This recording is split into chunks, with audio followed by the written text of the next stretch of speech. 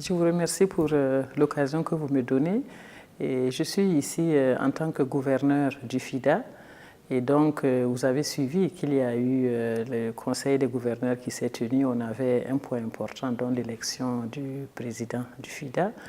Et au cours de la réunion, il y a eu un dialogue des gouverneurs. Et au cours de ce dialogue, il y a eu un certain nombre de recommandations sur la meilleure manière possible pour les agences onusiennes et les agences multilatérales en général, la meilleure manière d'appuyer nos pays. Donc j'avais trouvé que c'était bon, après cette réunion, de rendre une visite de courtoisie à la FAO, parce que la FAO est une ancienne agence des Nations Unies, c'est une des doyennes, et nous avons trouvé que c'était important d'échanger avec le directeur général. C'est un homme pétri d'expérience, et l'institution nous accompagne dans le cadre du développement et de l'agriculture et de la lutte contre la faim. Et nous avons pensé que c'était important, donc, en étant à Rome, de lui rendre cette visite de courtoisie. Naturellement, et c'était l'occasion de parler de coopération.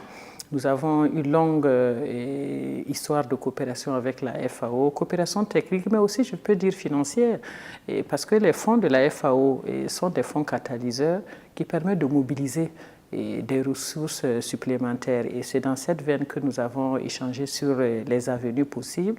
Il y aura très prochainement la préparation du plan cadre d'assistance de la FAO au Burkina Faso, leur cadre de coopération qui sera aligné sur les priorités nationales. Le gouvernement du Burkina Faso a élaboré son plan national de développement économique et social sur la période 2016-2020. Donc c'est tout à fait normal que les agents des Nations Unies, comme les autres partenaires techniques et financiers, s'alignent sur les priorités nationales. Et donc la FAO est en train de renouveler en fait le cadre de coopération. Ça avait pris fin en 2015.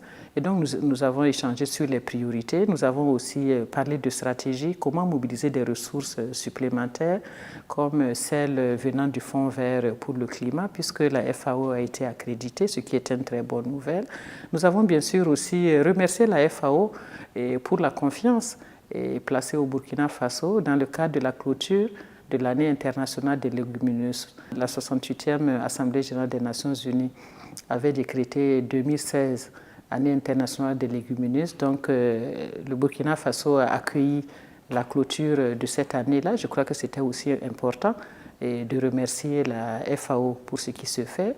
Il y a des activités importantes comme le recensement agricole que la FAO est en train d'appuyer, et toutes les questions bien sûr de transformation de l'agriculture à travers la maîtrise de l'eau et de l'accès à l'eau potable aux populations.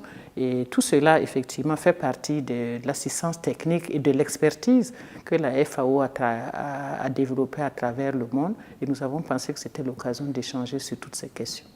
Non, pour le Burkina, c'était important, parce que ce n'est pas seulement le Burkina, c'est une question mondiale.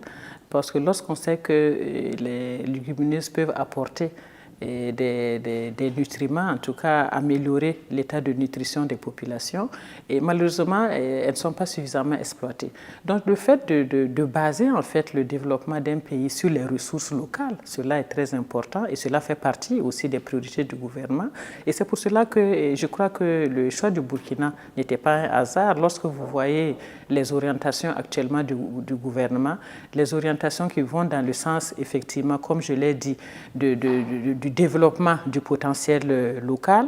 Et vous avez vu les étoffes traditionnelles au niveau du Burkina Faso que nous utilisons. Nous sommes un pays d'artisanat, nous sommes un pays de culture, nous sommes un pays aussi de vision et d'engagement. Et donc je crois que c'est tout cela qui a fait que le Burkina Faso a été retenu. Et lorsque vous allez visiter mon pays, si vous ne le connaissez pas, vous allez voir que dans toutes les manifestations que nous avons au niveau officiel, nous faisons la promotion des mets locaux. Donc je crois que c'est un aspect important. Et les questions de nutrition sont des questions importantes. C'est des questions de développement, les questions de nutrition. Les 1000 premiers jours d'un enfant sont déterminants pour son quotient intellectuel, ce qui est très important. Et donc un pays comme le Burkina, nous pensons que pour préparer les générations futures, nous sommes obligés de bâtir sur les enfants d'aujourd'hui, les tout petits.